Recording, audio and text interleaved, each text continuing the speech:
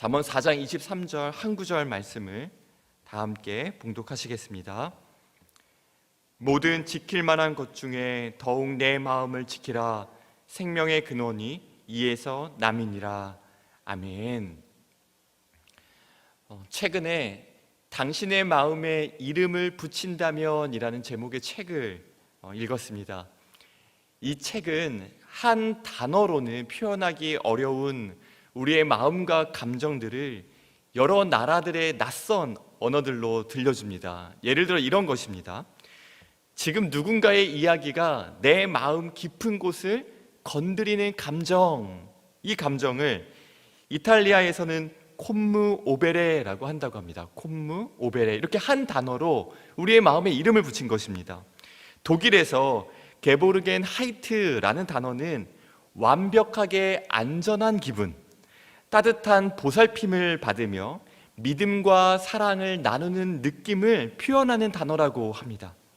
이렇게 여러 나라들의 71개의 단어들을 소개하는데 마치 마음에 이름을 붙인 것처럼 한 단어로 감정과 마음을 너무나 잘 표현해 주더라고요.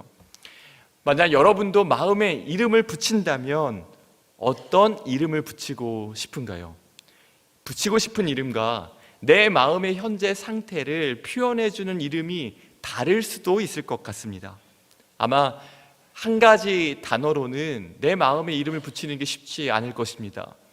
최근에 저의 마음을 이렇게 돌아보더라도요, 감사와 행복이라는 이름을 붙일 수 있는 순간도 있었고요, 하루에도 몇 번씩이나 오르락내리락 거리는 평온하다가도 그 평온이 깨지기도 하는 롤러코스터라는 이름을 붙이고 싶은 순간도 있었습니다. 여러분의 마음에 이름을 붙인다면 마음에 어떤 이름을 붙이고 싶으신가요? 성경은 우리의 마음에 너무나 다른 두 개의 이름을 붙여 주었습니다. 예레미야 17장 9절이 붙여준 우리의 마음의 이름은 아나쉬입니다. 아나쉬, 이 단어의 뜻은 깨지기 쉽고 약한, 고칠 수 없는 이란 뜻을 가지고 있습니다. 그래서 성경은 만물보다 심히 거짓되고 부패한 마음을 아나쉬라고 설명합니다. 또 하나의 이름은 마태복음 11장 29절에 나오는 프라우스입니다. 프라우스는 예수님의 마음이며 온유와 겸손입니다. 만물보다 부패한 아나쉬, 온유하고 겸손한 예수님의 마음 프라우스, 여러분의 마음은 어느 쪽에 가까우십니까? 주변의 상황에 쉽게 흔들리지 않는 온유와 겸손, 예수님의 마음 쪽으로 가까워지고 계신가요? 아니면 예수님의 마음을 품길 원하지만 매일 현실에서 깨어지기 쉬운 아나씨를 부인할 수 없는 내 마음의 상태를 보고 계신가요? 오늘 말씀을 묵상하면서 성경이 지키라, 내 마음을 지키라고 할 때 이 마음은 만물보다 부패한 아나씨가 아닌 프라우스, 예수님을 닮은 마음일 텐데 제 마음을 들여다보니까요, 오르락 내리락 하는 롤러코스터 같기도 하고 깨어지고 상한 마음의 조각들이 보이는 것입니다.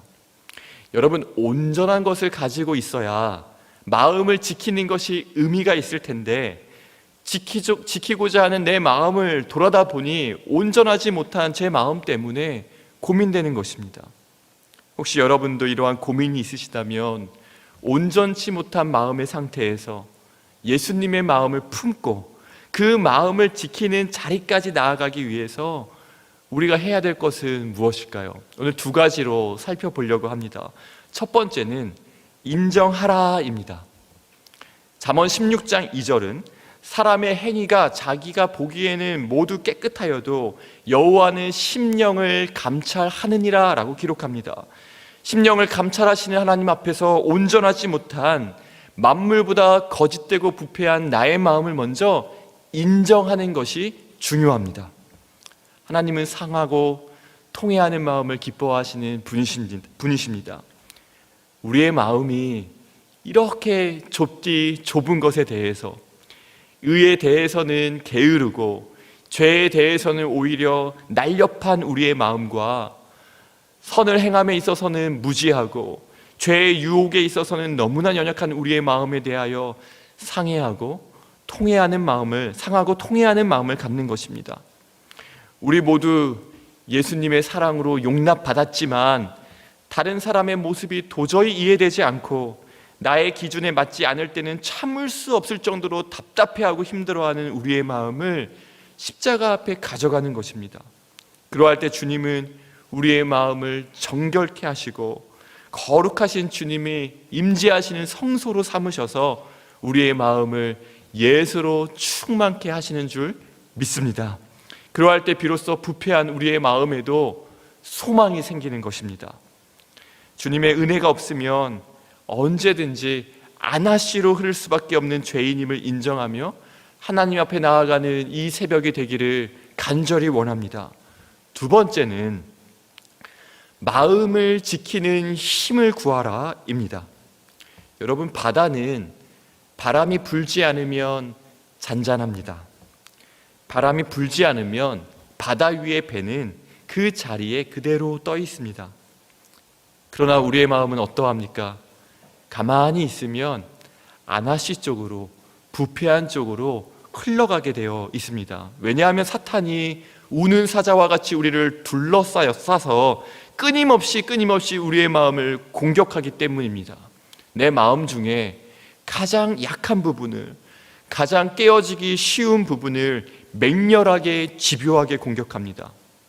마음을 지키는 것 자체가 여러분 전쟁과 같습니다. 그래서 마음을 지키는 것을 성문을 사수하는 것으로도 표현합니다.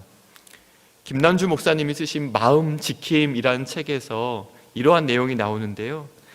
신자의 삶을, 즉 그리스도인의 삶을 성에 비유한다면 마음은 마치 성문과 같다. 아군이 목숨을 걸고 지키려고 하는 것도 성문이고, 적군이 다수의 군사를 희생시키면서라도 얻고자 하는 건 역시 성문이다. 성은 그 문을 점령한 자의 것이기 때문이다. 이 세상도 마귀도 우리의 마음을 지배하지 아니하고는 그 목적을 성취할 수 없다. 사랑하는 성도 여러분, 우리가 성문과도 같은 우리의 마음을 잘 지키고 적에게 이 성을 빼앗기지 않기 위해서 필요한 것은 무엇일까요? 성문을 지키는 아군의 힘이 성을 빼앗으려는 적들보다 강해야 됩니다. 그래서 우리에게 필요한 것은 마음을 지키는 힘입니다. 우리를 둘러싼 상황과 환경, 사람이 나를 흔들어 놓아도 낙심되거나 흔들리거나 무너지지 않는 마음을 지키는 힘이 필요합니다. 마음을 오늘 성경을 통해서 지키라라고 명령하신 하나님은 우리에게 오늘 이 새벽에 마음을 지키는 힘도 함께 주실 줄 믿습니다. 마음을 지키라 해서 이 지키라는 단어를 시편의 여러 곳에서는요, 하나님의 도우심을 구하는 단어로 사용했습니다. 시편 32편 7절에 주는 나의 은신처이오니 환난에서 나를 보호하시고, 시편 40편 11절에 여호와여 주의 인자와 진리로 나를 항상 보호하소서. 여기서 우리가 알 수 있는 것은 무엇입니까? 마음을 지키는 힘은 내 힘으로 안 되며 하나님의 보호하심이 필요하다는 것입니다. 우리의 마음을 지으시고 심령을 감찰하시는 하나님께서는 오늘 구하는 자에게 마음을 지키는 힘도 주실 줄을 믿습니다.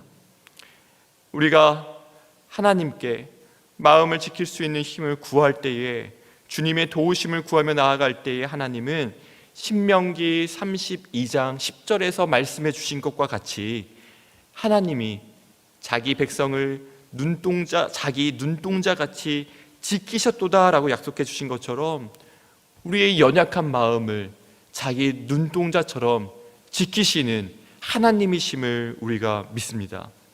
사랑하는 성도 여러분, 우리의 깨어지고 상한 마음을 가만히 놔두면 안하시 부패하기 쉬운 쪽으로 그냥 흘러가고 마는 이 마음을 하나님 앞에 인정하고 십자가 앞에 내려놓으며 하나님의 은혜를 구하는 새벽이 되기를 원합니다. 마음을 지키는 힘은 하나님께서 주실 줄 믿습니다.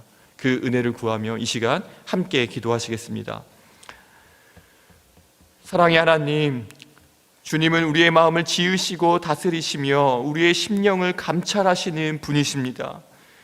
깨어지고 상한 마음과 하나님 앞에 합당하지 못한 마음들, 온전하지 못하고 향기롭지 못한 우리의 마음을 십자가 앞에 가져가오니 우리의 마음을 정결하게 하시고 깨어지고 상한 나의 마음을 치유하시고 회복하여 주옵소서. 주의 사랑과 은혜로 우리의 마음이 충만하게 하시고 충만케 하신 사랑과 은혜가 가족과 이웃에게 흘러가게 하여 주옵소서. 하루에도 몇 번씩이나 오르락내리락 하는 우리의 마음을 평온케 하시고 온유하고 겸손하신 예수 그리스도의 마음을 우리가 품고 그 마음을 지키는 힘을 허락하여 주옵소서. 주의 사랑을 마음에 품고 주께서 품으라고 하시는 지체들을 안아주고 품고 용납하며 위하여 기도할 수 있는 마음을 갖게 하여 주옵소서. 우리의 심령을 감찰하시는 주님께 그리스도의 신부의 순전한 마음과 사랑의 마음을 올려드리게 하여 주옵소서. 예수 그리스도의 이름으로 기도드립니다. 아멘.